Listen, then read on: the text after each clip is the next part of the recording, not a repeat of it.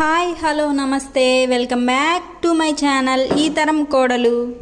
చిన్న బ్రేక్ చిటికలో వచ్చేస్తా అన్నట్టు మన కుకింగ్ వీడియోస్కి కొంచెం చిన్న బ్రేక్ వచ్చింది కదా, మళ్ళీ వచ్చేసానండి కుకింగ్ వీడియోస్తో మీ ముందుకి.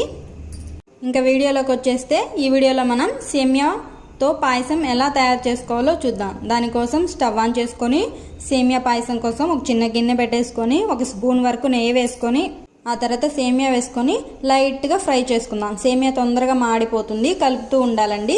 ఇలా సేమియా కొంచెం ఫ్రై అయిన తర్వాత అందులోకి ఒక గ్లాసు ఇంకా ఒక హాఫ్ గ్లాస్ వరకు నీళ్లు పోసానండి. మనకి పాయసం కొంచెం చిక్కగా లేదా కొంచెం పలుచగా దాన్ని బట్టి నీళ్ళు అడ్జస్ట్ చేసుకొని పోసుకోవచ్చు. అదేం పెద్ద ప్రాబ్లం కాదు, మనకి ఎన్ని కావాలో అన్ని పోసుకోవచ్చు.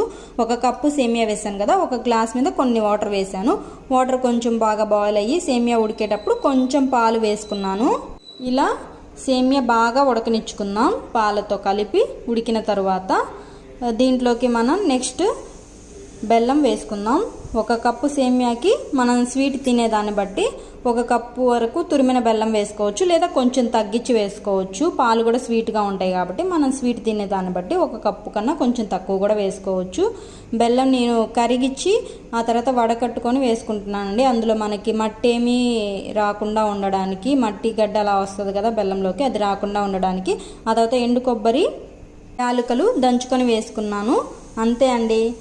తర్వాత మనం లాస్ట్లో కొంచెం కాచి చల్లార్చిన పాలు మళ్ళీ పోసామంటే సరిపోతుంది. చాలా టేస్టీగా ఉంటుంది. ఒక్కసారి తినాలంటే మళ్ళీ మళ్ళీ తినాలనిపిస్తుంది. బెల్లంతో సేమియా పాయసం చూసేసారు కదా, నచ్చిందా? Please like, share and comment.